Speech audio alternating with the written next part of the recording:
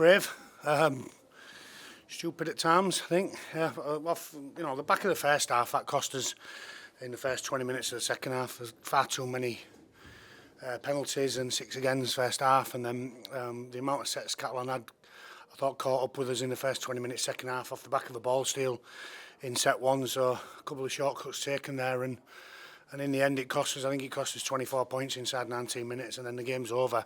And it's a case of can we hold on and hang on to the coattails of what is a very good team. So commend the efforts for the last 20 minutes. But we've certainly got to learn some lessons, and we're not going to gloss over it. That's as simple as that from our point of view. Can you take pride though? I mean, you came from difficult positions twice in the game. 10-0 down, 2 quick tries in the first half. Yeah. You responded with a try, and then in the second half you mentioned that flurry of tries at the beginning. You responded and scored 2 good tries towards the end. It goes one way or the other, doesn't it? And we spoke about coming here and being tough, and when things don't go our way, about being tough and trying to get through them tough periods. I thought they did that a couple of times, you're right.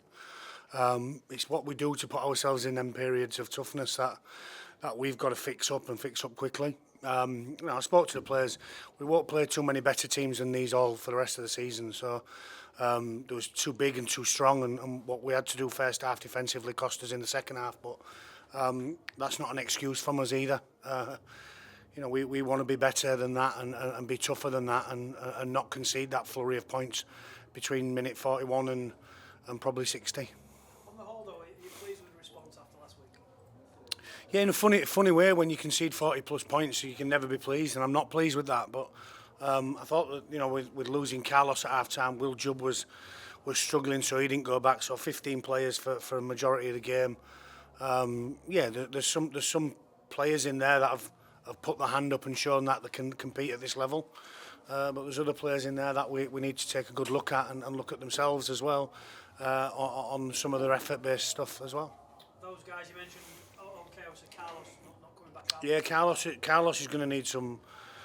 We're going to need to get some assessment on him and quickly. He's got a wrist injury which he's struggling with. So he's splint in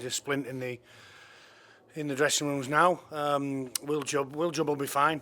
With more of a precaution, not putting him back on. The game's done, and there's no point throwing a player out there to potentially get injured for next week. So, some other players. Jack Arnold first came for quite a while after a hamstring injury, blew up a little bit quick. So Jack's got some work to do. Bailey O'Connor playing in the left centre first time for a few weeks as well. So, listen, we've got some work to do. Of course we have, but we look forward to the challenge of next week. And finally, a real nice moment at the conclusion of the game, the players going over and showing their appreciation for the magnificent support over in that corner. Yeah, I can't thank them enough for coming over. They've only had a month to prepare for that, our supporters and the ones that have gotten over here.